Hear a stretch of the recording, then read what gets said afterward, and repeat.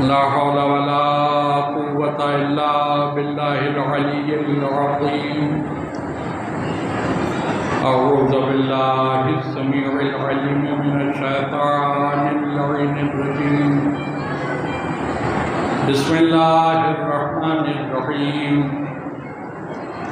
الحمد لله رب العالمين، والصلاة والسلام على سید الاولین والآخرین، خیر المبشرین والمنذرین، افضل المخلوقین فی عالم التکوین، ابی القاسم محمد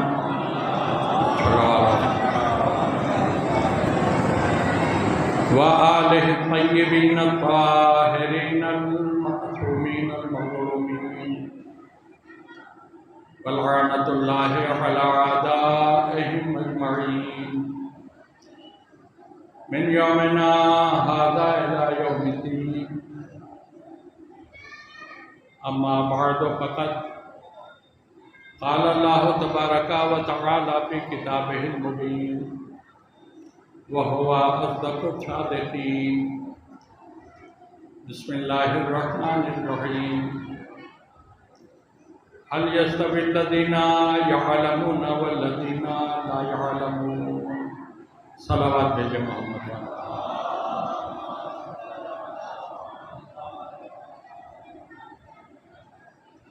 محترم اور معزز سامعین، صرف 45 منٹ کا وقت ہے میرے پاس، اس لیے کہ آج جمعہ ہے اور نماز جمعہ ہونی ہے. اذان جمعہ سے پہلے مجھے اپنی مجلس ختم کر دینا ہے. جیسا کہ مجھے بتایا گیا ہے 12:15 بجے اذان ہوگی. 12:15 بجے تک کا میرے پاس ٹائم. اس مختصر سے وقت میں جو کچھ بھی عرض کر سکوں گا کروں گا، لیکن ایک گزارش ہے. اس پروگرام میں یہاں درگاہ کے انتظام میں بے پناہ دلچسپی رکھنے والے، بے پناہ محنت کرنے والے کمیٹی کے صدر جو کل مرحوم ہو گئے، جناب امتیاز علی صاحب، آپ سبھی حضرات سے گزارش ہے ایک سورہ فاتحہ پڑھ کر ان کی روح کو عیسیٰ فرمائے. جناب امتیاز علی مرحوم ابن رمضان علی مرحوم.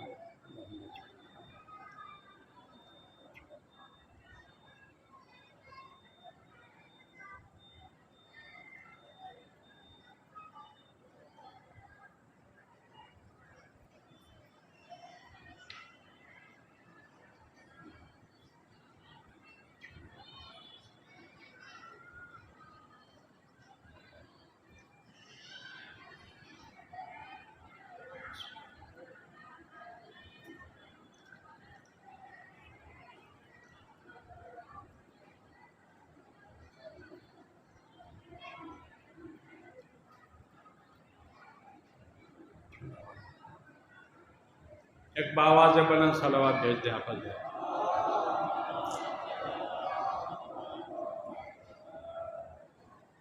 قرآن مجید کی ایک چھوٹی سی آیت کریمہ ہے جس کی تلاوت کا شرف میں نے حاصل کیا ہے. پروردگار عالم اس آیت کریمہ کے ذریعے ہم سے، آپ سے، پوری دنیا سے ایک سوال کر رہا ہے. کیا وہ لوگ کہ جن کے پاس علم ہے اور وہ جن کے پاس علم نہیں ہے برابر ہیں؟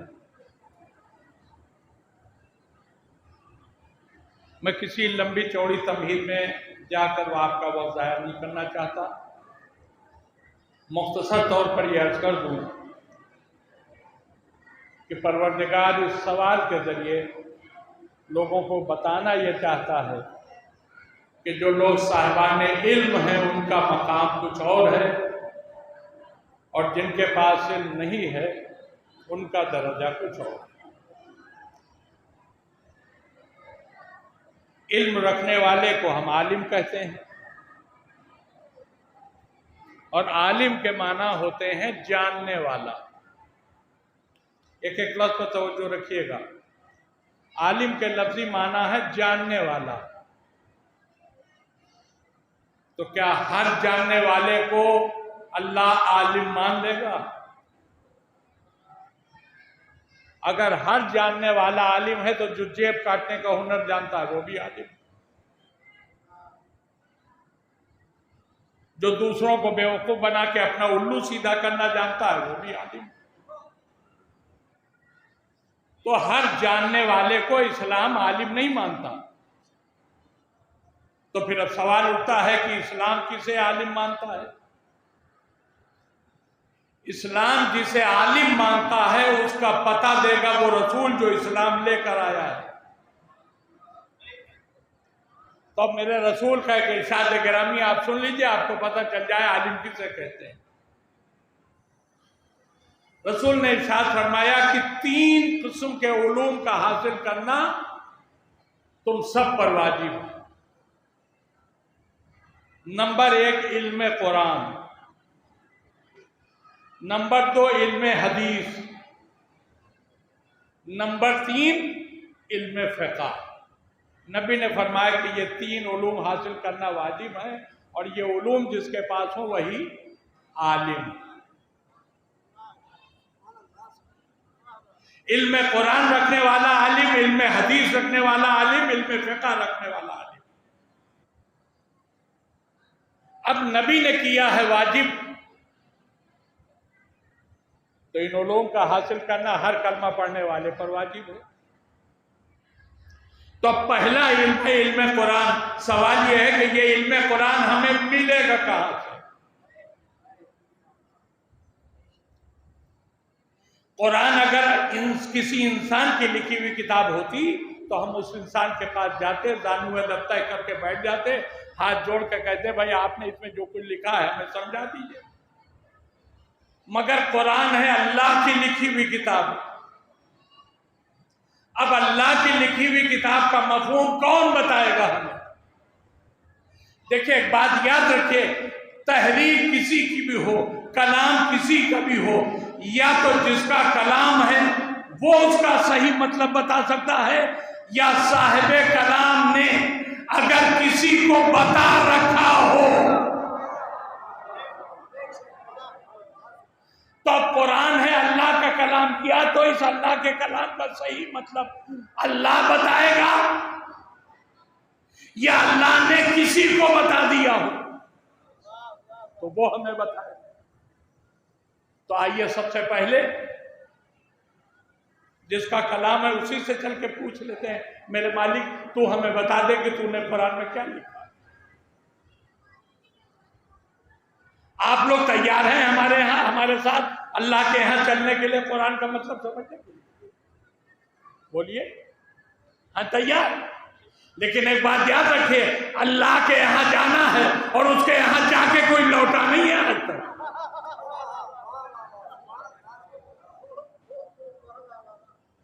تو سوچ سمجھ کے ہاں کیجئے گا. دیکھیں ابھی جو گردنیں ہل رہی تب ہلنا بند ہو گئی. سبھی اللہ کے ہاں جانے سے گھبراتے ہیں. اچھا، اور اگر ہم آپ کو لے کے چلے جائیں تو یقین جانیے کوئی زندہ واپس آ نہیں سکتا. آپ سو رہے ہیں یا جگ رہے ہیں؟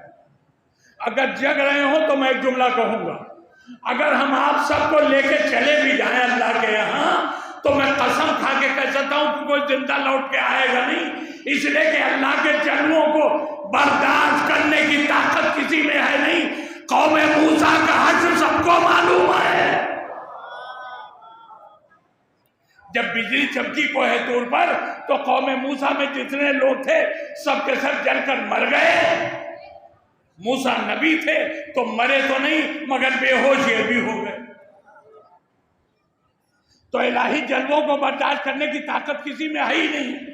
موسیٰ جیسا نبی اللہ کے جلووں کو برداشت نہیں کر پائے.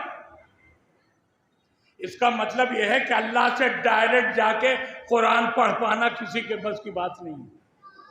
صحیح کہہ رہا ہوں کہ نہیں؟ اللہ سے ڈائریکٹ کوئی علم قرآن نہیں لے سکتا. دیکھیں سارے لوگوں کی گردن نہ میں ہل رہی ہے. کوئی اللہ سے ڈائریکٹ علم قرآن نہیں لے سکتا. لیکن اب میں قرآن سے ثبوت دے رہا ہوں آپ کو. اللہ نے کسی کو علم قرآن دیا ہے. اب توجہ سے سنیے گا. اللہ نے سورہ رحمان کی ابتدا کی. بسم اللہ الرحمن الرحیم. الرحمن علم القرآن. اللہ کہہ رہا ہے میں رحمان ہوں، میں نے قرآن پڑھایا ہے. بھائی کیا سن رہے ہیں آپ؟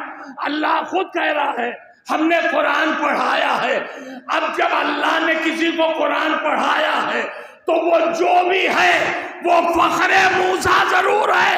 اس لیے کہ موسیٰ الہی جلوے برداشت نہ کر پائے اور کسی نے اللہ سے قرآن پڑھ لیا. ایک صلوات بھیجیے محمد والے کو.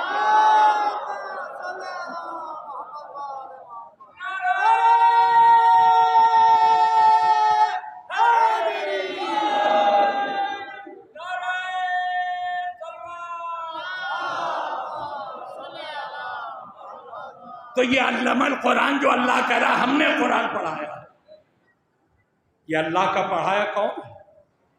بھائی اللہ کہہ رہا تو غلط تو نہیں ہو سکتا. اس نے کسی نہ کسی کو پڑھایا تو ضرور ہے. اب آپ پوری دنیا کے مسلمانوں سے پوچھ ڈالیے تم میں سے کسی کو اللہ نے قرآن پڑھایا ہے؟ ہر طرف سے 3 جواب آئیں گے، چوتھا کوئی جواب نہیں. ہر ایک یہی کہے گا ہم نے فلاں حافظ جی سے پڑھا ہے، ہم نے فلاں مولوی صاحب سے پڑھا ہے، ہم نے فلاں قاری صاحب سے پڑھا. بس چوتھا کوئی جواب نہیں. ساری دنیا کے مسلمانوں کا ایک ہی جواب ہوگا ہم نے مولوی سے پڑھا، ہم نے قاری سے پڑھا، ہم نے حافظ سے پڑھا. کوئی نہیں کہتا کہ ہم اللہ کے پڑھائے ہیں.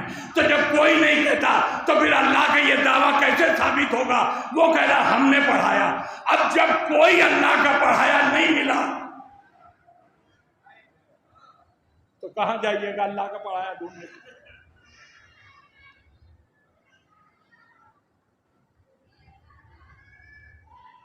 ہم نے کہا عام انسانوں میں کوئی اللہ کا پڑھایا نہیں ملتا. تو عام انسانوں سے جو لوگ بلند ہیں ذرا ان میں دیکھ لیجئے. کہا عام انسانوں سے بلند کون لوگ ہیں؟ ہم نے کہا امام. مگر ہمارے 12 امام نہیں، وہ مسلمانوں کے امام. امام ابو حنیفہ، امام شافعی، امام مالک، احمد ابن حنبل، ان چاروں اماموں سے پوچھئے کیا ان میں سے کوئی ہے جسے اللہ نے پڑھایا ہو؟ ہر ایک نے کہا ہم نے بھی اسی دنیا میں آ کے پڑھا ہے. اب کہاں جائیے گا ڈھونڈنے؟ ہم نے کہا ان اماموں سے جو بلند ہے ذرا ان میں دیکھ لیجئے. اب ان اماموں سے آپ ساتھ توجہ رکھیے گا، اگر نتیجے پر مزہ نہ آئے تو میرا ذمہ. ہم نے کہا ان 4 اماموں سے بلند جو لوگ ہیں ذرا ان میں دیکھیے شاید کوئی اللہ کا پڑھایا مل جائے. تو ان اماموں سے بلند کون ہے؟ کہا 1,24,000 انبیاء ان اماموں سے بلند ہیں. تو کتنے نبی ہیں؟ 1,24,000.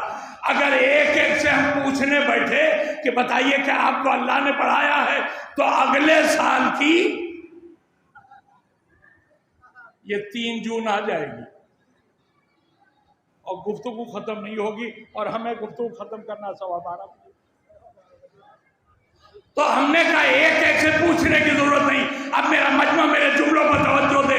ہم نے کہا ایک ایک نبی سے پوچھنے کی ضرورت نہیں ہے، اس لیے کہ ان سارے نبیوں میں ایک نبی ایسا ہے جو سارے نبیوں کا سردار ہے، جو سارے انسانوں کا سردار ہے، جو تخلیق کائنات کا سبب ہے، جو اللہ کا حبیب ہے، جو اللہ کے بعد ساری کائنات میں سب سے افضل ہے.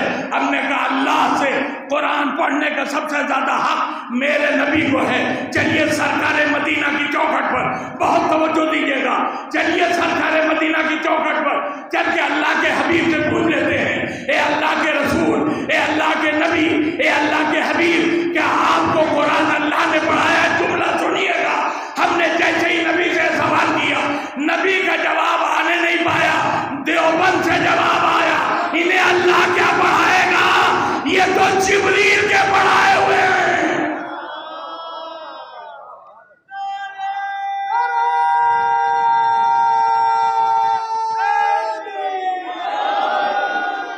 دیکھیں سارے مسلمانوں کا عقیدہ یہی ہے، دیوبند والے جو ہیں کہ رسول اللہ کو قرآن جبریل نے پڑھایا. لیجئے پوری کائنات میں سب سے ایک افضل بندہ تھا جس سے ہماری امیدیں وابستہ تھی کہ شاید یہی اللہ کا پڑھایا ہو. اس کا بھی استاد ان دیوبند والوں نے ڈھونڈ لیا کہ انہیں تو جبریل نے پڑھایا. ہم نے کہا تو ابھی بھی ایک راستہ ہے. رسول اللہ کو قرآن پڑھایا جبریل نے، تو ہو سکتا ہے جبریل کو اللہ نے پڑھا دیا ہے نا. مگر اب جو جملہ کہنے جا رہا ہوں اسے پڑھے لکھے سمجھیں گے. جو پڑھا لکھا نہیں سمجھ پائے گا. اب میرے سامنے جتنے آدمی ہیں ان سب کا امتحان ہے، دیکھتا ہوں کتنے لوگ ہیں پڑھے لکھے. علم القرآن ہے سورہ رحمان کی آیت، اور سورہ رحمان میں شروع سے آخر تک اللہ کا خطاب ملک سے ہے ہی نہیں. یا انسان سے خطاب ہے یا جناتوں سے خطاب. تو پھر جبریل علم القرآن کا مصداق ہو ہی نہیں سکتا، اس لیے کہ آیت ہے سورہ رحمان کی اور اللہ اس سورے میں ملائکہ سے بات ہی نہیں کر رہا. تو علم القرآن کا مصداق کوئی انسان ہے یا کوئی جن ہے. تو اب جبریل بھی اللہ کے پڑھائے نہیں. اب اللہ کا پڑھایا ڈھونڈنے کہاں جائیں گے؟ کہاں جائیں گے ڈھونڈنے؟ اب ایک بات کہہ رہا ہوں، یہ جو واقعاً عالم ہوتے ہیں نا، واقعاً ان پر ہماری جان قربان، ان کے مرتبے کو کوئی سمجھ نہیں سکتا. یہ جو واقعاً عالم ہوتے ہیں یہ وہ ہیں جن کے لیے رسول اللہ نے فرمایا ہے کہ ان کے قلم کی روشنائی شہداء کے خون سے افضل ہے. تو جو واقعاً عالم ہوتے ہیں ان کے مرتبے کا کوئی کہنا نہیں. لیکن کچھ ایسے ہوتے ہیں جو ہوتے نہیں ہیں، کہے جاتے ہیں. اور یہ جو ہوتے نہیں ہیں اور کہے جاتے ہیں بڑے خطرناک ہوتے ہیں. صرف عالم ہی کی بات نہیں ہے، کسی صفت کی بات کر لیجئے جو صفت کا مالک نہیں ہوتا اور کہا جاتا ہے، بڑا خطرناک ہوتا ہے. دیکھیں ابھی بھی آپ کو مزہ نہیں آیا نا جملے پر، تو مجھے معلوم ہے کب مزہ آئے گا. یہ جو ہوتے نہیں ہیں اور کہے جاتے ہیں بڑے خطرناک ہوتے ہیں، ان سے بچے رہیے گا. اور اگر آپ کو اندازہ لگانا ہو کہ کتنے خطرناک ہیں تو کسی جھوٹے کو صدیق کہنا شروع کر دیجئے، اوقات بھول جائے گا. ایک صلوات بھیج دیجئے محمد علیہ.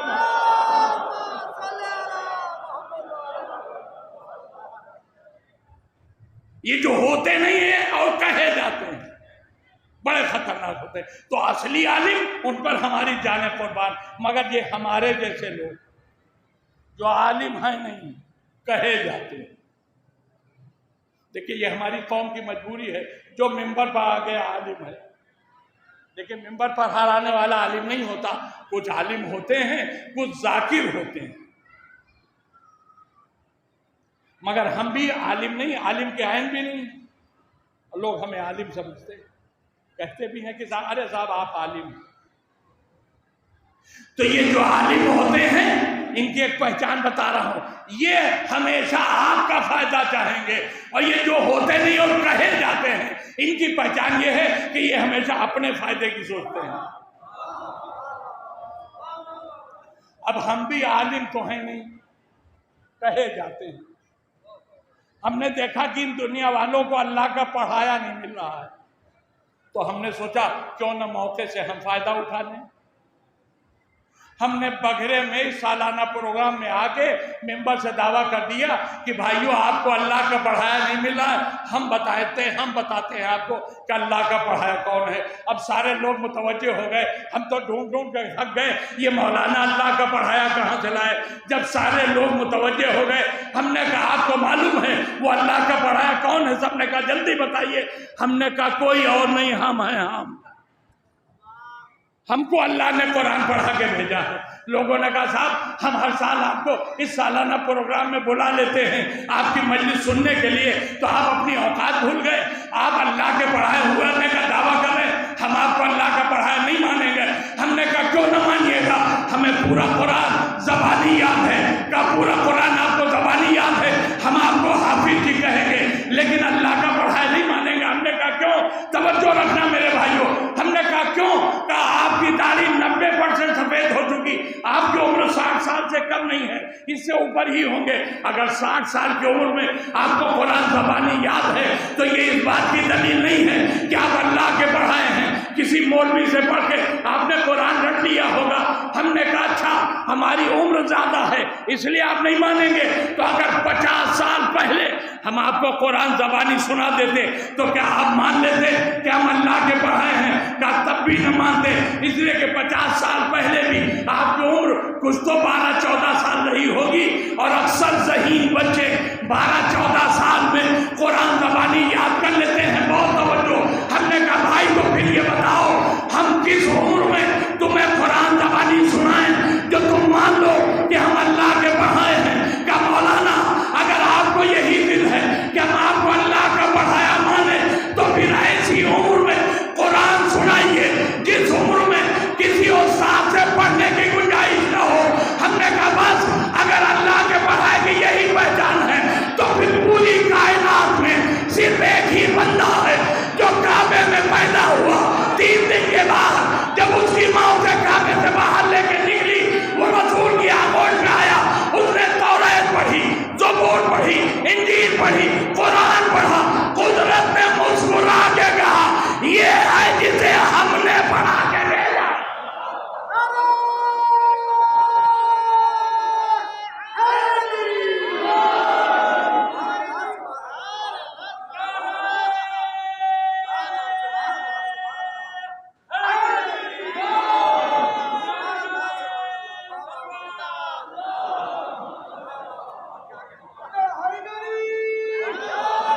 میرے مولا نے 3 دن کی عمر میں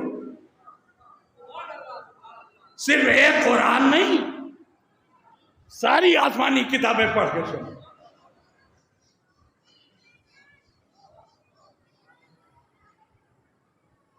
اللہ نے کہا یہ ہے جسے ہم نے پڑھا کے بھیجا ہے۔ اتنی عمر میں سنا رہا ہے جس عمر میں کوئی کسی سے پڑھ نہیں سکتا۔ اور ایک اور جملہ کہوں، ایسی جگہ سے آ کے سنا رہا ہے جہاں کوئی پہنچ نہیں پایا۔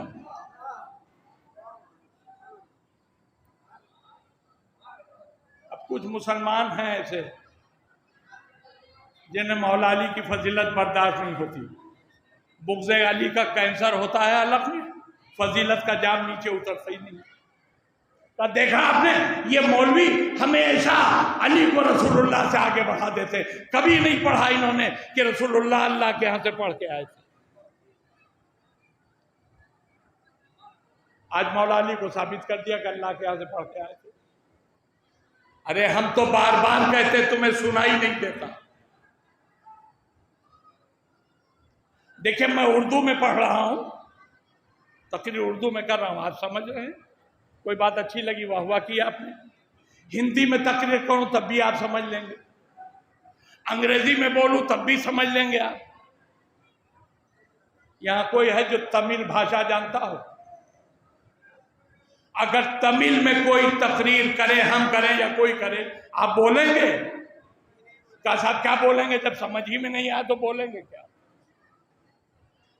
یہ جو دیوبند والوں نے کہا کہ جبریل نے قرآن رسول اللہ کو پڑھایا، تردید پیش کر رہا ہوں۔ مولا علی نے جب قرآن پڑھا، نہیں صرف قرآن نہیں توریت پڑھی، تو رسول اللہ نے کیا کہا؟ یا علی توریت تم نے خوب پڑھی۔ مولا نے زبور پڑھی، رسول اللہ نے کہا یا علی زبور تم نے خوب پڑھی۔ انجیل پڑھی علی نے، رسول اللہ نے تصدیق کی، اے علی تم نے انجیل خوب پڑھی۔ اب آخر میں پڑھا قرآن، تو ابھی قرآن نازل تو ہوا نہیں ہے، جبریل نے بھی رسول اللہ کو پڑھایا نہیں ہے۔ تو جب مولا علی نے قرآن پڑھا تھا تو اگر رسول اللہ کے پڑھائے نہ ہوتے تو رسول کہتے یا علی توریت تو خوب پڑھی، زبور تو خوب پڑھی، انجیل تو خوب پڑھی، یا آخر میں کیا پڑھا؟ مگر میرے رسول نے یہ نہیں کہا، رسول نے کہا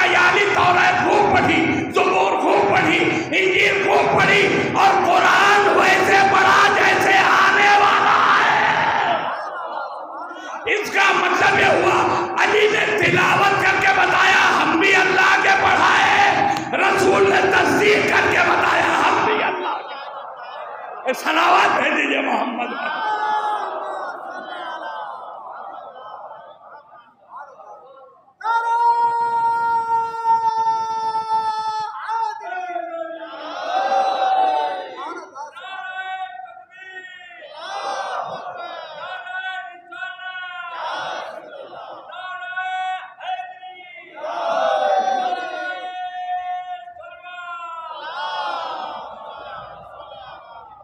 اچھا، یہ علم القرآن میرے مولا علی کی شان میں نازل ہوئی ہے، یہ آیت مولا علی کی شان میں نازل ہوئی، اور اس کو ثابت کرنے کے لیے بھی میرے پاس قرآن کی آیت ہے۔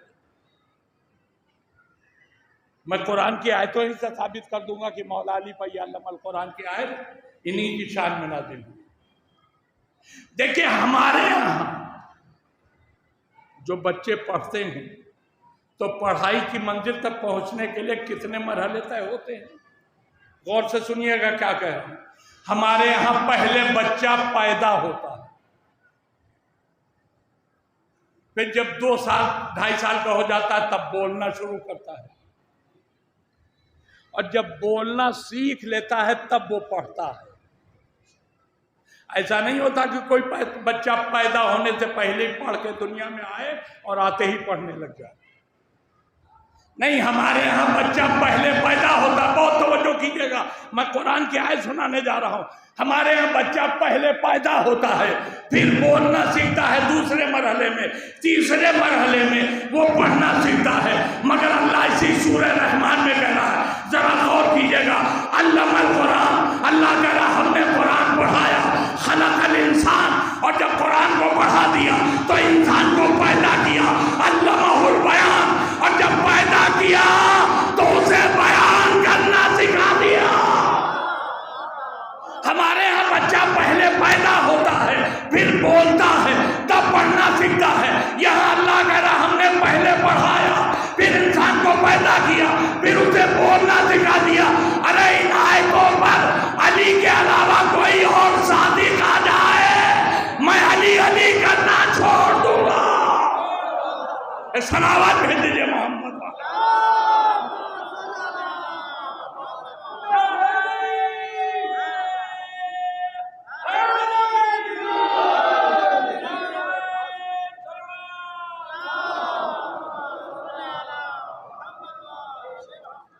تو قرآن اللہ نے علی کو پڑھا کے بھیجا۔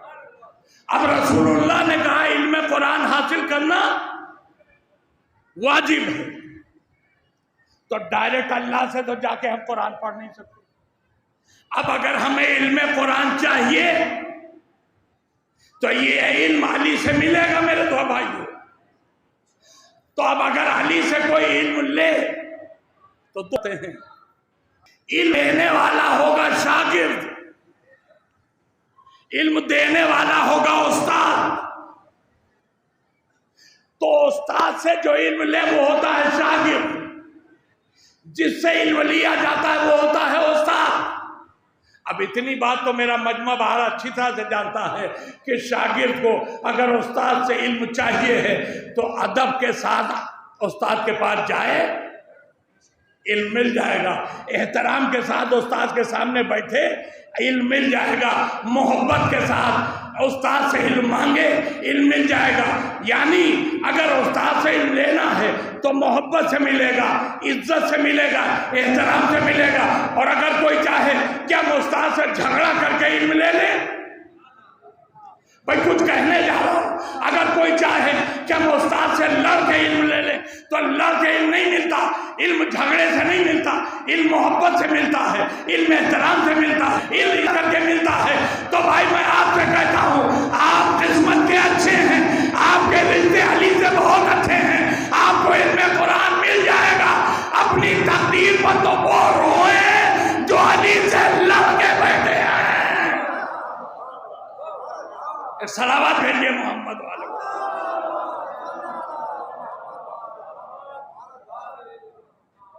آپ کے رشتے علی سے اچھے ہیں،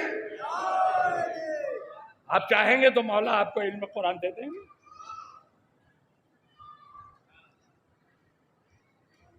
دیکھیے آدھا گھنٹہ ہونے کو ہو گیا اور 45 منٹ میں مجلس ختم کرنا تھی مجھے. اب کیا کروں، مجبور ہوں.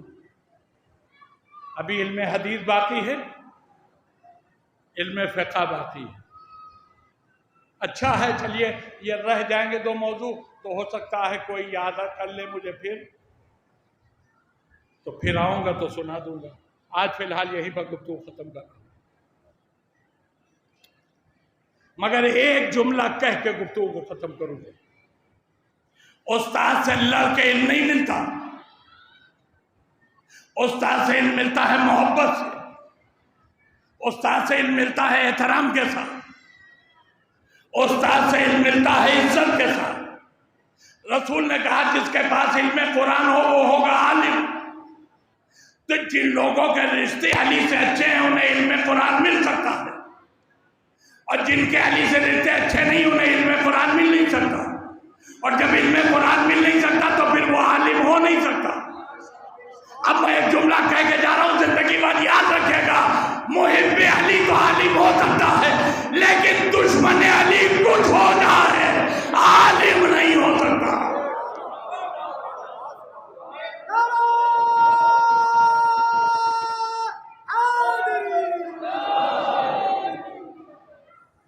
بس میرے دوست،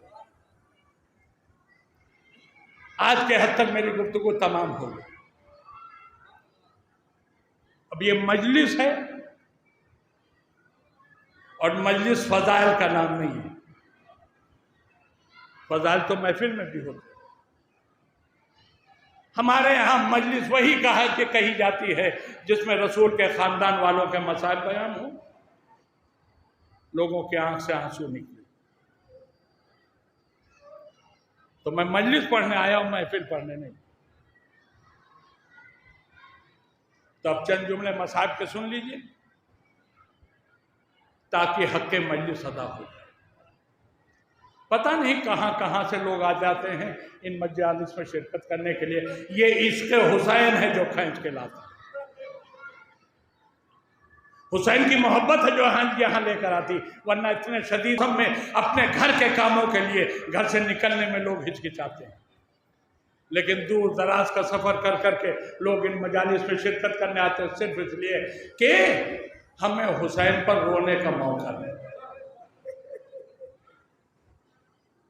کون حسین؟ وہ حسین جس کا بڑا گھر کربلا میں عاشورہ کے روز لوٹ گیا.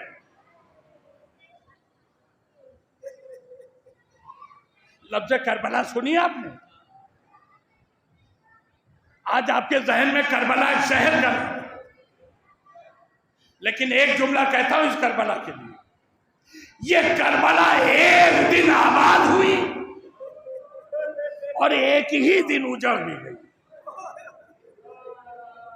2 محرم کو حسین کے ہاتھوں یہ کربلا آباد ہوئی تھی اور 10 محرم کو حسین کی آنکھوں کے سامنے یہ کربلا اجاڑ دی گئی، تباہ ہو گئی، برباد ہو گئی. انشاءاللہ روئیں گے اور آپ دل کھول کر روئیں گے. فضائل میں کوئی کمی ہو گئی کوئی افسوس کی بات نہیں، مصائب میں کمی نہ ہو اس لیے کہ دکھیا ماں اپنا پہلو تھامے ہوئے رومال لیے ہوئے عزاداروں کے آنسو سمیٹنے کے لیے آ گئی.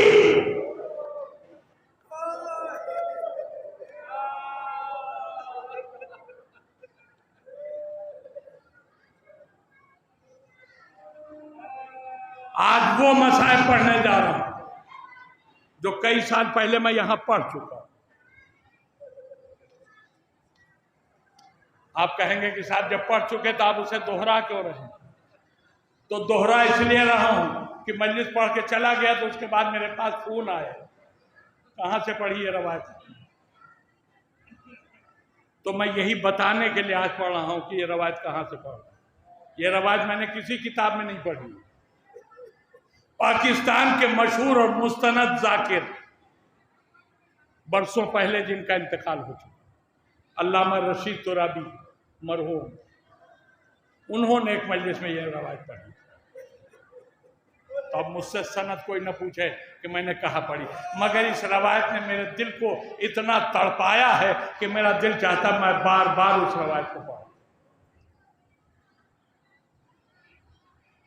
اور یہ روایت کربلا کے اس شہید سے متعلق ہے جو کربلا کے شہیدوں میں سب سے چھوٹا تھا.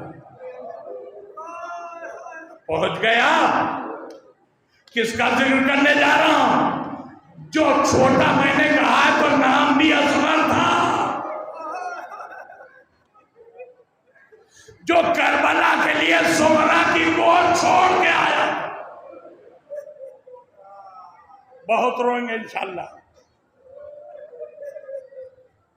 جب حسین کے سارے اصحاب مارے گئے، حسین کے سارے گود کے پالے مارے جا چکے، فرزند زہرا جب کربلا کے میدان میں اکیلا رہ گیا، اب میں کہاں سے جملے لاؤں، میں کہاں سے لفظیں لاؤں جو اس منظر کو پیش کروں جسے پیش کرنا چاہتا ہوں. چاروں طرف دشمنوں کا نرگا تھا، سوا نیزے پر سورج تھا، بکھری ہوئی شہیدوں کی لاشیں تھی، تڑپتے ہوئے شہیدوں کے لاشیں حسین کے سامنے خاموش ہو چکے تھے.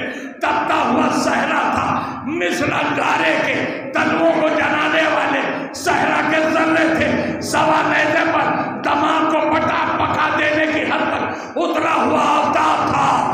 بیواؤں کی فریادوں کی صدائیں تھی، یتیم بچوں کی رونے کی آوازیں تھی، خون کی پیاسی تلواریں تھی، حسین کی جان لے لینے والے نیزے تھے، تیر تھے، بھال تھے. ایک اکیلا فرزند زہرا تھا جو نرغے آدم میں گھرا ہوا، بس زبان پر بار بار ایک ہی نعرہ تھا، حل من ناصر ینصرنا، حل من مغیث یغیثنا، حل من معین یعیننا.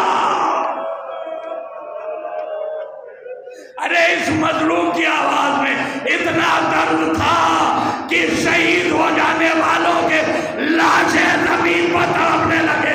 کٹی بھی گردنوں سے آواز آئی، لبیک یا مولا.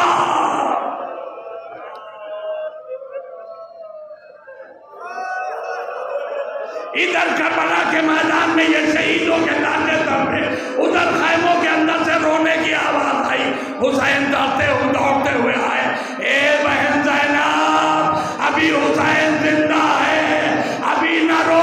میرا دل چاہتا میں کہوں مولا اپنی زندگی میں رونے دے دیجئے.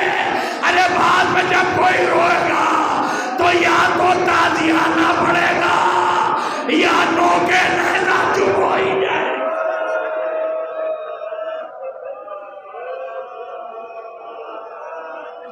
شہزادی زینب در خیمہ پہ آ گئی.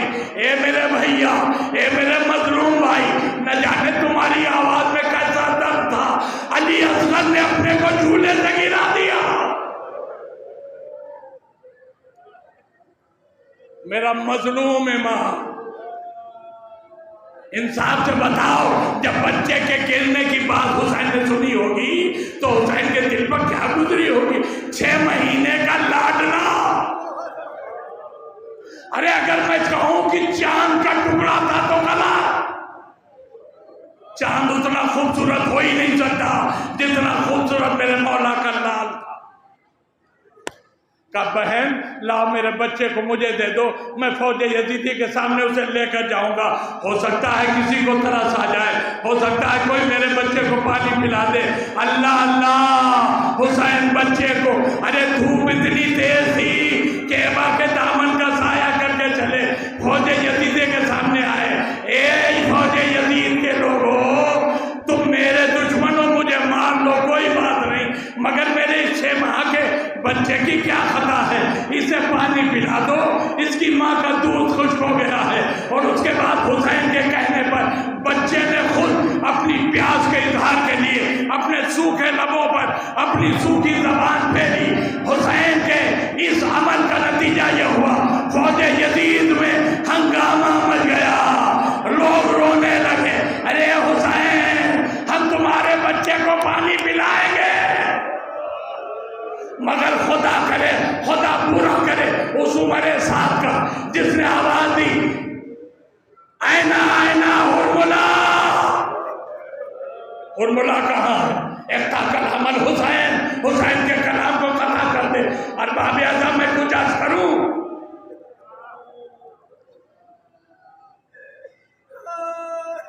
دو مرتبہ ہرملا کے ہاتھ سے بھی تیر چھوٹ کے گرا. حرملہ پہ نشانہ نہیں دے پا رہا تھا. کیوں سنیں گے آپ کیوں چھوٹ کے گرا؟ حرملہ نے خود مختار کے دربار میں یہ بیان دیا تھا کہ جب میں نے پہلی مرتبہ کہتا ہے اے امیر میں کیا بتاؤں، اتنا خوبصورت بچہ میں نے زندگی میں کبھی دیکھا نہیں، لیکن میرے امیر عمر صاحب کا حکم تھا، ہم نے تیر کا نشانہ لیا، علی اصغر کے گلے کا نشانہ لیا، جیسے ہی میں نے چاہا بس جملہ سننا میرے عزادارو، حرملہ کہتا ہے جیسے ہی میں نے تیر چھوڑنا چاہا میں نے دیکھا رسول اللہ سر پیٹتے ہوئے آ گئے، اے حرملہ میرے لال پر رحم کر.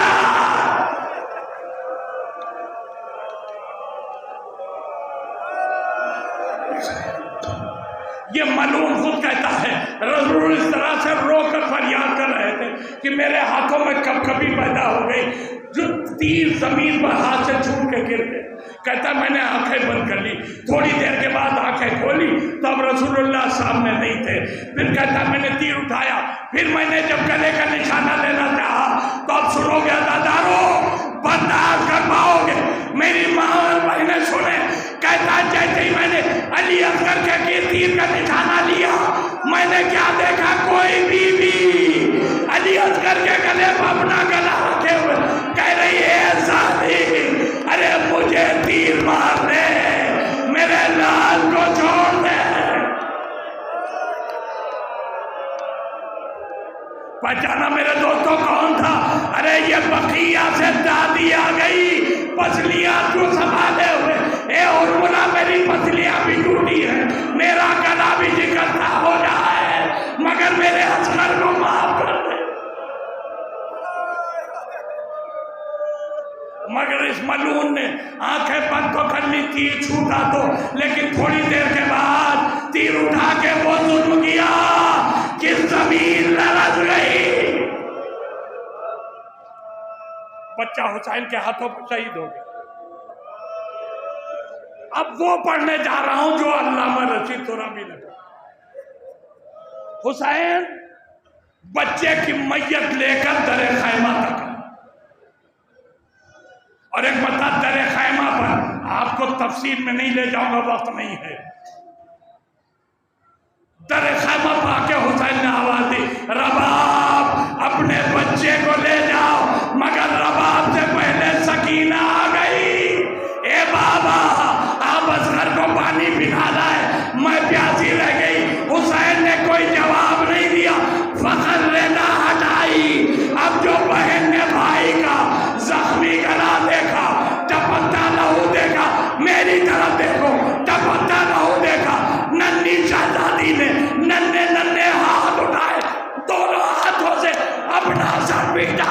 ارے میرا بھیا، ارے میرا بھیا. پیچھے پیچھے رباب بھی آ گئی. رباب نے دیکھا علی اصغر کا گلا چھینا ہوا، سکینہ ماتم کر رہی ہے. بماں نے صرف ایک جملہ کہا، اے میرے لال کیا پوری فوج میں کوئی صاحب اولاد نہیں تھا؟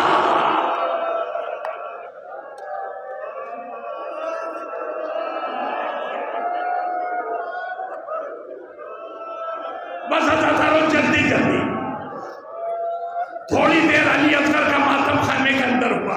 حسین نے بتا آواز دی رباب میں تمہارا امام ہوں کہ نہیں؟ کہا ہاں مولا آپ میرے امام ہیں. تو کہا یہ بتاؤ امام کا حکم ماننا واجب ہے کہ نہیں؟ کہا ہاں واجب ہے. کہا تو پھر میرا حکم ہے علی اصغر کی میت سنبھالو.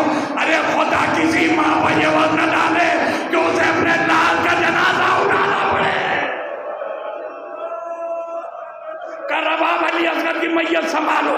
رباب نے ہاتھ کانپتے ہوئے ہاتھ پھیلائے. حسین نے میت ہاتھوں پر رکھی. کہا رباب آگے آگے میں چلتا ہوں، پیچھے پیچھے تم اس میت کو لے کر آؤ. حسین آگے آگے چلے. رباب میت لیے وہ پیچھے پیچھے پرتے خیمہ پر آئی. رباب حسین کہہ رہے رباب میت کو زمین پر رکھو، قبر میں کھودوں گا، مٹی تم ہٹاؤ.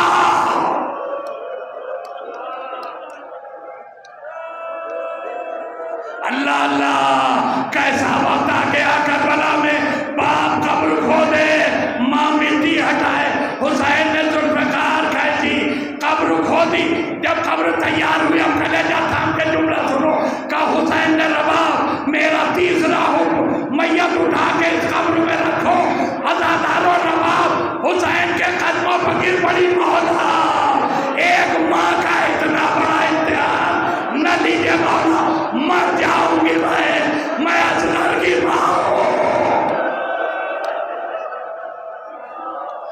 جو کہ کہنا اگلا جملہ اگر سن پانا تو سن لینا. حسین نے رباب کو سنبھالا، کہا رباب سنو، اتنا زبردست امتحان کیوں لے رہا ہوں؟ تاکہ اولاد کو اپنے ہاتھوں سے دفنانے کی طاقت تمہارے سینے میں پیدا ہو جائے. یہاں اگر تم بے ہوش میں ہوگی تو میں تمہیں سنبھال لوں گا، مگر اولاد کو دفنانے کی طاقت تمہارے لیے ضروری ہے. اے رباب، جب قید خانے میں سکینہ مر جائے گی، تمہیں اپنے ہاتھوں سے سکینہ کو دفنانا ہوگا، اس وقت میں نہیں ہوگا.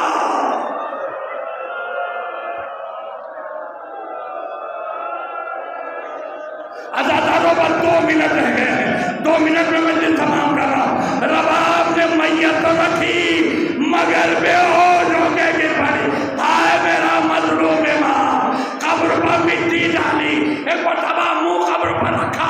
اے میرے لال، اپنے باپ کو معاف کر دینا. قبر پر چھڑکنے کے لیے حسین کے پاس پانی بھی نہ تھا، اتنے آنسو بہائے ہیں پوری قبر علی اصغر حسین کے آنسوؤں سے بھیگ گئی. بس آخری جملے مجلس تمام کر رہا ہوں. مجھے 1-1.5 منٹ کے اندر اب مصائب تمام کر دینا ہے. اس علی اصغر کو حسین نے کیوں دفنایا؟ حسین جانتے تھے شہادت کے بعد شہیدوں کے گلے کٹیں گے. حسین جانتے تھے میرے بچے کے گلے پر شمشیر نہ چلے. مگر کیا ہوا میرے دوستو؟ حسین کی شہادت کے بعد عمر صاحب نے نیزہ بردار بھیجے جنہوں نے علی اصغر کی میت قبر سے نکالی. ارے تم نے سن لیا، قبر سے میت نکالی گئی. رباب اپنی آنکھوں سے دیکھ رہی ہے، اس ملعون نے خنجر کھینچا. رباب دیکھ رہی ہے، اس ملعون نے علی اصغر کی لاش زمین پر رکھی. ماں کا دل تڑپا، اے میرے اللہ، میرے اصغر کی خیر. عزاداروں، دنیا کی کوئی ماں وہ نہیں دے سکتی جو کربلا میں رباب نے دیکھا. اس ملعون نے میری طرف دیکھو، اس ملعون نے اپنا ایک نجس زانو ننھے سے سینے پر رکھا، ایک ہاتھ سے علی اصغر کی زلفیں پکڑی،